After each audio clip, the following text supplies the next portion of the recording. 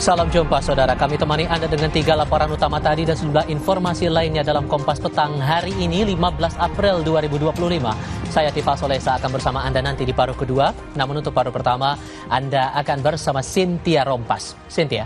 Ya, terima kasih Tifal. Saudara, kita ke informasi pertama di Kompas Petang.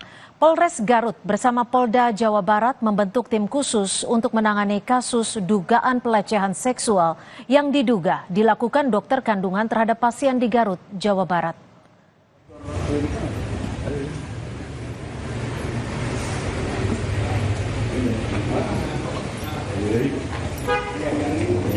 Kapolres Garut AKBP Muhammad Fajar Gemilang membenarkan peristiwa dugaan pelecehan terhadap seorang pasien oleh dokter kandungan di sebuah klinik di Garut.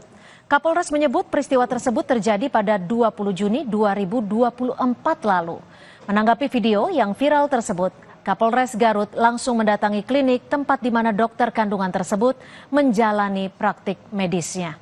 Kapolres menyebut saat ini pihaknya bersama Polda Jawa Barat telah membentuk tim khusus untuk melakukan penyelidikan dan membuka posko pengaduan perihal kasus ini.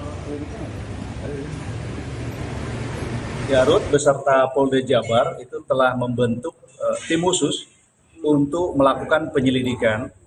Kemudian apabila nanti memang dugaan itu benar, kita masih mengumpulkan alat bukti, kita akan proses, tangani secara tuntas dan tindak tegas. Dari hasil keterangan maupun CCTV, betul, TKP berada di klinik Karya Hasa di Kabupaten Garut.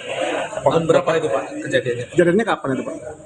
Data sementara tadi yang kita peroleh itu terjadi di 20 Juni 2024.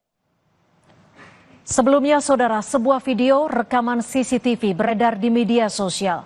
Dalam video tampak seorang pria melakukan pelecehan terhadap ibu hamil saat melakukan USG. Menanggapi kasus ini, Wakil Ketua Komisi 3 DPR RI Ahmad Saroni memberikan ultimatum kepada Kepolisian Polres Garut untuk segera menangkap pelaku dalam waktu 1 kali 24 jam. Jika tidak, Ahmad Saroni akan melaporkan kasus ini ke Kapolri dan meminta agar pimpinan Polres Garut dipecat. Penyelidikan ngapain ngomong di depan mata kelihatan kok, harusnya segera. Bagaimana caranya? Itu yang tahu Polres Garut. Sisi penegakan aturan hukumnya Polres Garut yang tahu. Mestinya sih sama, nggak perlu lagi penyelidikan lah, ini jelas di depan mata kok. Nggak perlu penyelidikan untuk mengawal. Nggak perlu, ini depan mata nggak perlu. Tapi kalau dia lambat 1 kali 24 jam ini dokter nggak ketangkep, saya minta Kapolri Polres Garut ganti. Aksi pelecehan seksual diduga dilakukan oleh seorang dokter kandungan terhadap pasiennya di Garut, Jawa Barat. Aksi dilakukan dokter kandungan saat melakukan pemeriksaan USG kepada korban. Kepala Dinas Kesehatan Garut, Leli Yuliani, mengonfirmasi kebenaran dugaan aksi pelecehan yang dilakukan oleh dokter kandungan. Dinas Kesehatan Garut menyebut peristiwa ini terjadi bukan di rumah sakit pemerintah. Namun, masih akan mengonfirmasi apakah kejadian tersebut baru terjadi atau peristiwa lama yang pernah terjadi di tahun 2024. Ini sudah ada cukup lama ya. Ya maksudnya tuh di 2024 gitu. Nah, terkait prosesnya itu waktu itu nanti saya harus memastikan dulu dari dokumennya. Ya. Jadi, beliau itu pernah praktek di rumah sakit, di salah satu rumah sakit pemerintah, kemudian juga di beberapa klinik swasta dan di rumah sakit swasta. Di Garut tuh. Di Garut. Nah, yang video itu saya pastikan itu bukan di rumah sakit milik pemerintah karena melihat situasinya bukan di rumah sakit milik pemerintah. Wakil Direktur Klinik Karya Harsa Garut, Jawa Barat tegaskan bahwa dokter objin tersebut sudah tidak bekerja di sana. Wakil Direktur Klinik Karya Harsa Garut membenarkan bahwa dokter objin tersebut sudah bekerja sejak tahun 2023. Saat ini Klinik Karya Harsa menyerahkan proses hukum kasus pelecehan seksual dokter objin ini kepada polisi. Tugasnya di sini, bertugasnya di sini. Sekitar 2 tahun. Oh, 2 tahun.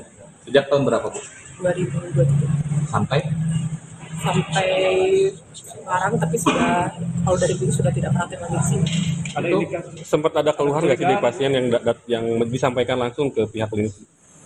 Ya, sempat ada keluhan. Kemudian saya juga sudah koordinasi dengan pihak kepolisian. Selanjutnya kami serahkan kepada kepolisian. Kalau dokternya memang sudah tidak praktek di sini lagi, kalau untuk lanjutnya apa ada tuntutan atau sebagainya, kami akan koordinasikan juga dengan pihak hukum.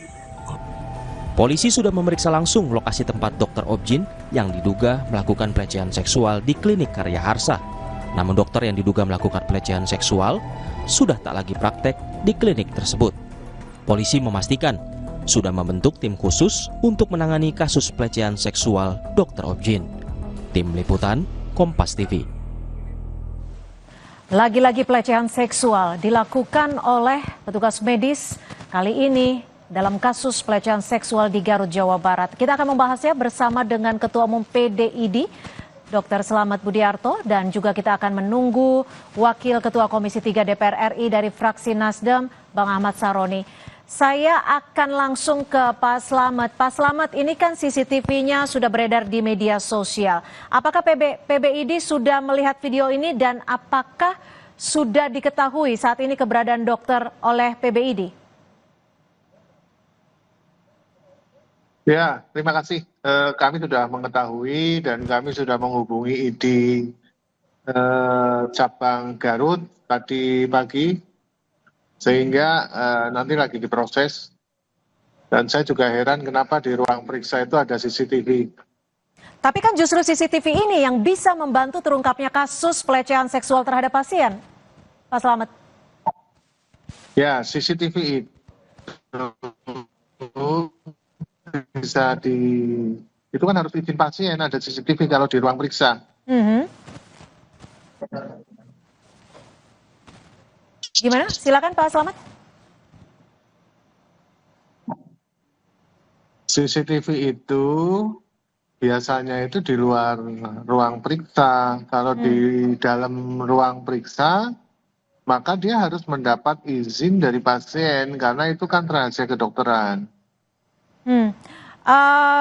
Dari apa yang dilakukan oleh dokter tersebut ya saya kira kalau memang benar kita prihatin lah karena itu melanggar kode etik kedokteran.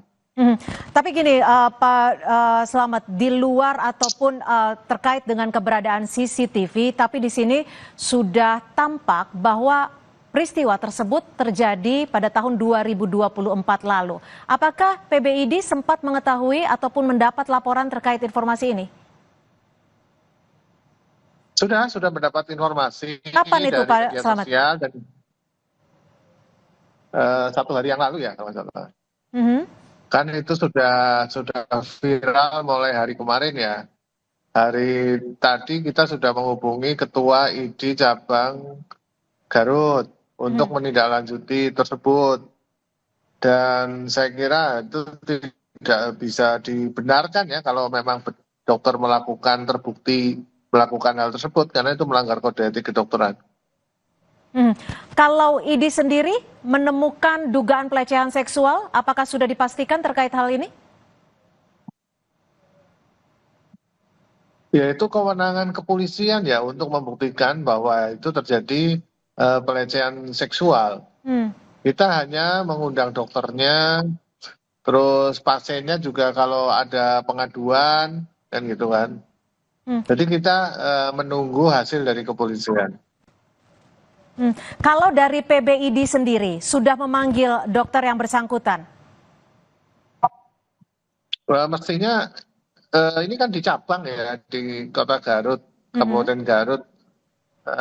Saya kira ID cabang sudah mengundang, sudah memanggil untuk dilakukan klarifikasi. Untuk izin prakteknya sejauh ini seperti apa? Nah, saya tidak tahu itu kan kewenangan Kepala Dinas Kesehatan ya. Nanti bisa ditanyakan ke Dinas Kesehatan setempat yang mengeluarkan surat izin praktek. Pak Slamet, jika kita tetap masih menunggu hasil penyelidikan dari kepolisian. Namun biasanya jika peristiwa ini terbukti terjadi pelecehan seksual terhadap pasien, apa sanksi terberat dari ID? Sanksi terberat ya secara hukum, apakah masuk kategori perbuatan kriminal atau bukan. Yang kedua, ID kalau melanggar kode etik kedokteran, maka kita proses terhadap pelanggaran etik tersebut. Sanksi terberat ya diberhentikan sebagai anggota ID. Itu Pak sanksi Slamet, terberatnya. Pak Slamet, ini kan peristiwa terjadi pada tahun 2024, kurang lebih sekitar 10 bulan lalu. Lalu mengapa sampai saat ini dokter tersebut masih memiliki izin praktek, bahkan diduga memang Dinkes ke setempat ini sudah mengetahui peristiwa ini? Ya silakan ditanyakan ke Dinas Kesehatan karena kami belum mengetahui. Kita mengetahui baru beberapa hari yang lalu setelah viral. Dan nanti saya akan cek lagi ke ID sana, ID Kabupaten Garut ya, untuk mengirimkan laporan kronologis ya. Tapi memang harusnya yang paham tentang izin praktek adalah Dinas Kesehatan Kabupaten Garut. Ya, kalau dari Ikatan Dokter Indonesia sendiri, apa yang bisa dilakukan untuk menjamin bahwa pasien mendapatkan pelayanan yang tepat dan juga akurat tanpa adanya pelecehan seksual? Ya, pertama adalah kita tidak henti-hentinya melakukan sosialisasi dan pembinaan etika terhadap seluruh anggota ID kedokteran, yaitu dokter. Itu kita tidak henti-hentinya akan melakukan pembinaan tersebut.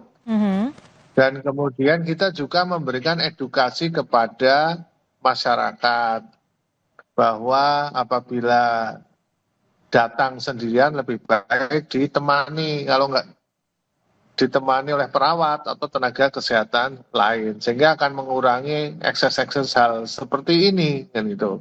Terhadap dokternya kita juga seperti itu. Tapi semenjak Undang-Undang Kesehatan nomor 17 tahun 2023 kami sudah nggak punya kewenangan lagi karena tidak ada persyaratan rekomendasi ID dalam surat izin praktek.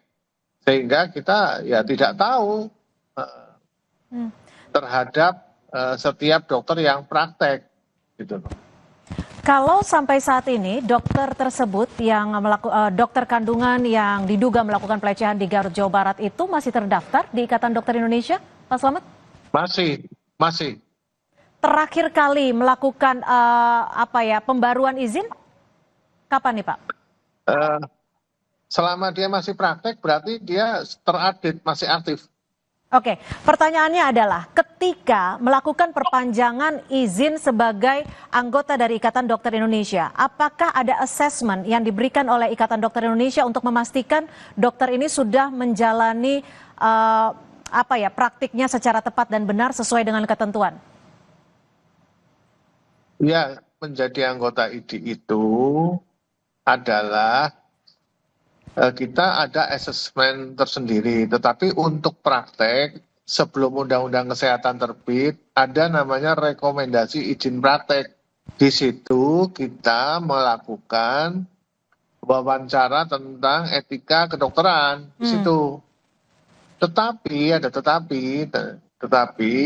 dalam perjalanan praktek kan kita tidak tahu bahwa setiap manusia itu kan berbeda-beda, seperti misalnya masuk PPDS di tes kejiwaan sudah lolos, tapi ternyata di perjalanannya dia melakukan seperti itu.